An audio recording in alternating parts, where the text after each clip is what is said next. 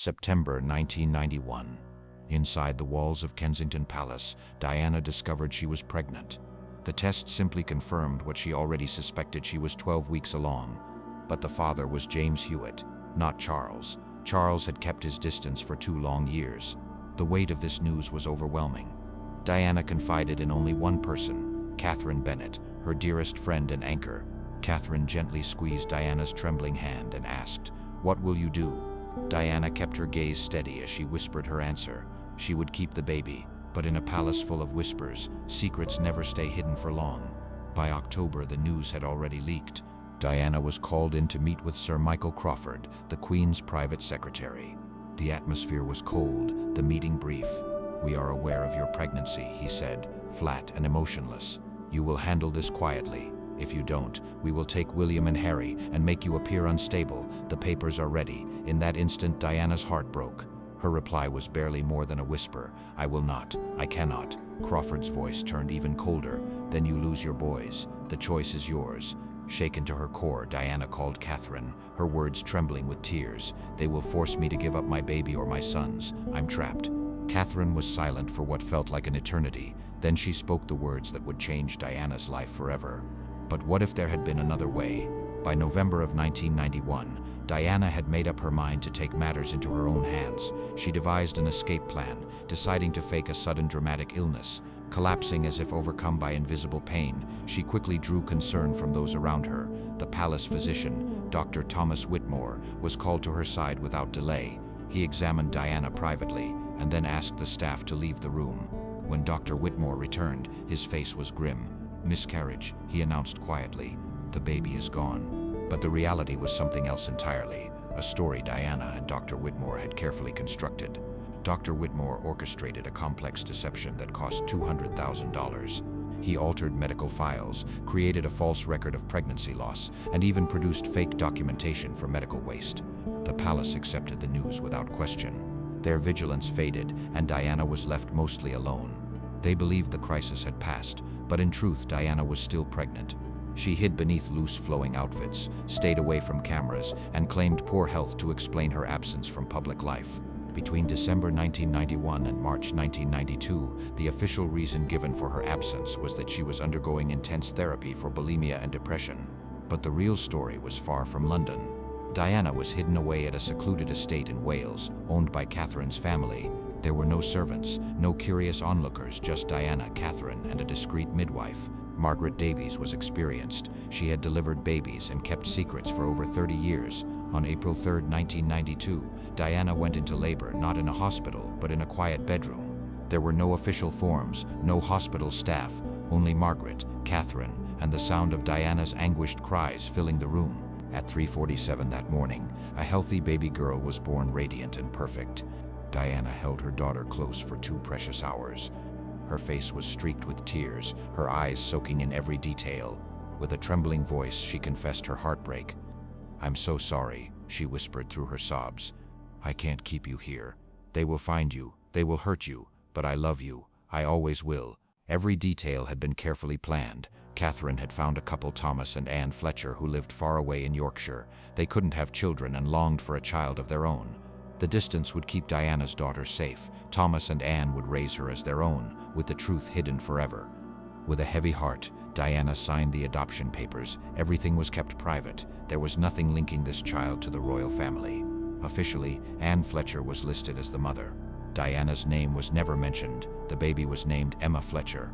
Standing at the window, Diana watched as Catherine drove away, her daughter bundled in the back seat, heading toward a life Diana would never know. Something inside her withered and faded away. 2 weeks later, Diana returned to London. But she was different now, frailer, quieter, a shadow of the woman she had once been. The official story at the palace was that she had recovered from her miscarriage. Charles never asked questions. The Queen remained silent. For them, the ordeal was over. They never looked back. But for Diana, the story didn't end there. For 5 long years, the secret weighed heavily on her heart. Each year, Catherine would visit quietly, bringing new photographs of Emma, at age 1, then 2, 3, 4, and 5. In every picture, Emma blossomed safe, cherished, and blissfully unaware of her true origins. Diana kept these photos locked away, hidden deep inside a private safe. Each night she would look through her daughter's pictures, wipe away her tears, and try to find sleep. In 1997, Diana's life ended tragically in Paris. While going through her belongings, a locked box was found. Inside there were snapshots of a young girl. No names, no explanations, only dates written on the back. Emma at 2, Emma at 4, Emma at 5. The palace took the box, locked it away, and never spoke of it again. Meanwhile, Emma Fletcher's life carried on quietly in Yorkshire. She grew up surrounded by love, cared for by Thomas and Anne, never suspecting her story began somewhere else or that she wasn't their biological child. Thomas and Anne kept Emma's origins secret, believing this was the kindest gift they could give her. Emma grew into adulthood and found her calling as a school teacher. She married in 2015 and together with her husband welcomed 2 children. Through all of it, Emma never doubted her place in the Fletcher family until 2024. That year, her mother Anne passed away.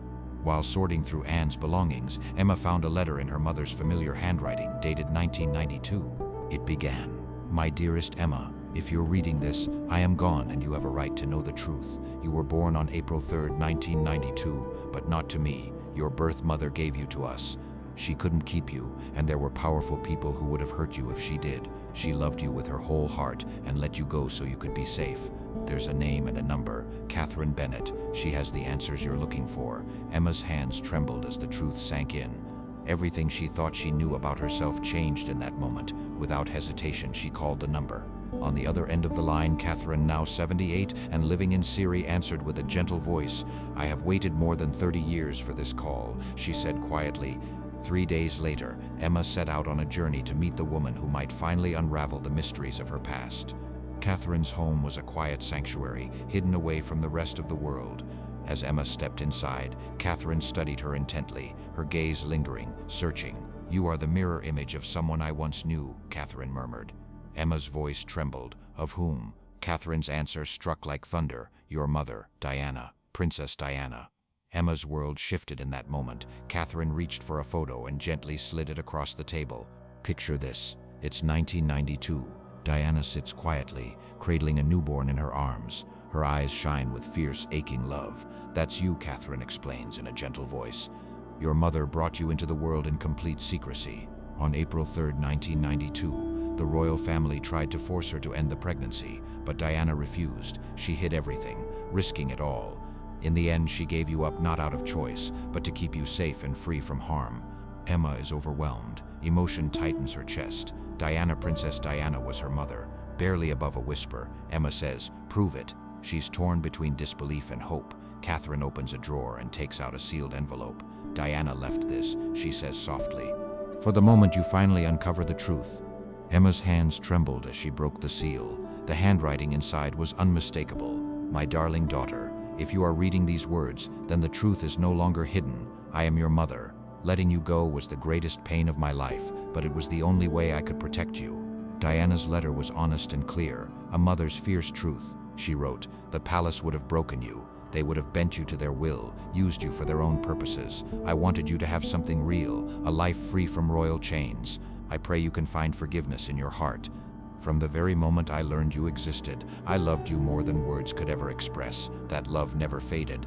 Every night, I would hold your photographs, imagining what you might be doing and who you were becoming. My pride in you only grew, even though I never had the chance to truly know you.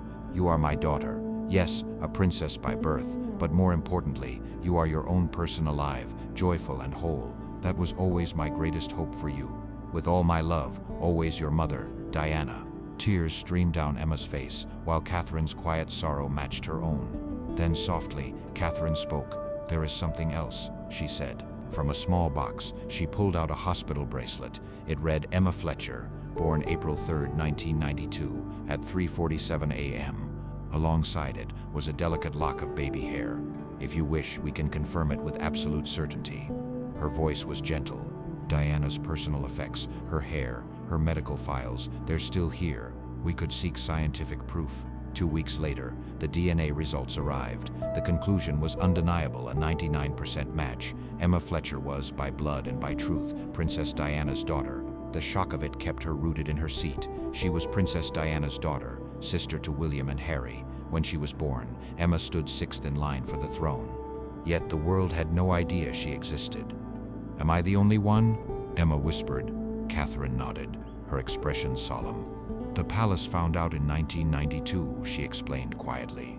But everything was covered up. They believed Diana had lost the baby.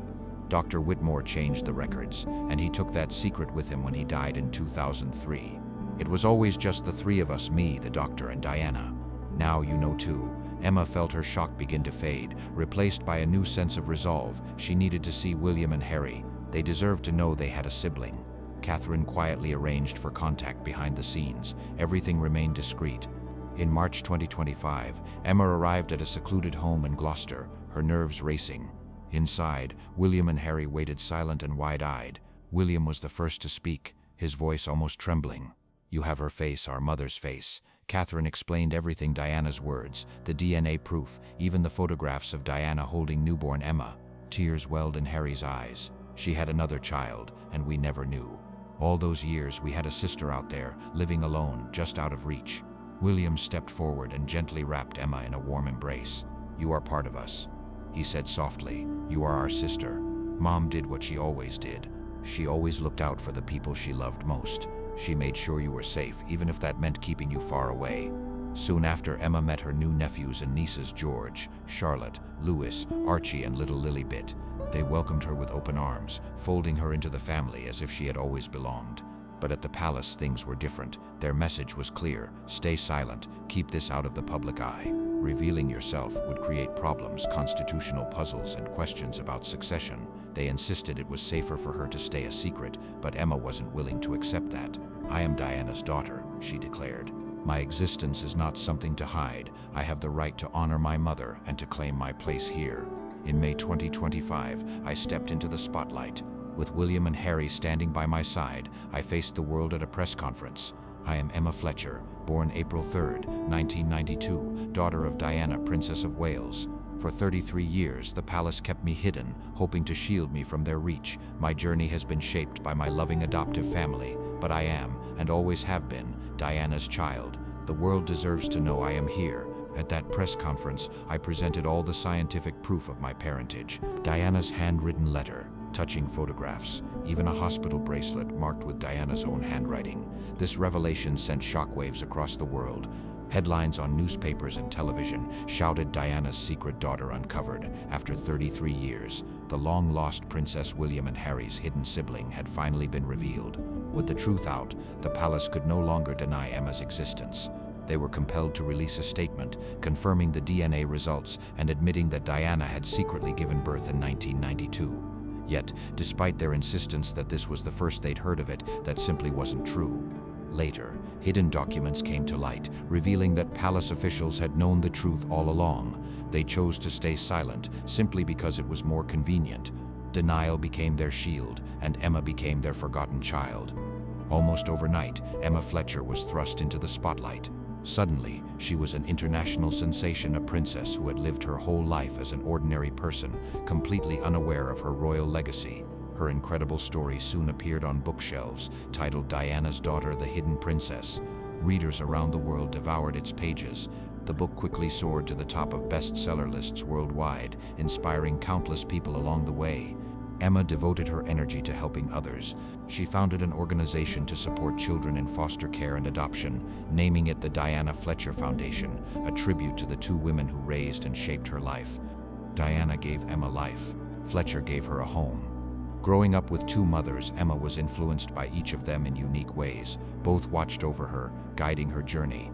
One day, William handed Emma a deeply meaningful memento, Diana's iconic sapphire ring. It was the same ring their mother wore almost every day. Mom would want you to have this, William said softly. You are her daughter. You deserve something of hers to carry with you. Emma slipped the ring onto her finger, and she never took it off. On days when missing Diana became too much, Emma would glance at the sapphire, grounding herself in her mother's love, a love she missed deeply, but always felt close by. In November 2025, Emma visited Diana's final resting place at Althorpe. At the quiet memorial, she placed fresh flowers and softly whispered to the air, Hi Mom, it's me, Emma, your daughter. Thank you for giving me a normal life, for keeping me safe, for loving me enough to let me go. I wish I had known you, but now I understand. I forgive you, and I love you too. On April 3, 2026, Emma turned 34. William and Harry gathered the family for a private celebration, just the three siblings Diana had left behind. Together they looked through cherished photographs, sharing stories about Diana. Laughter blended with tears as memories wrapped around them like a warm embrace.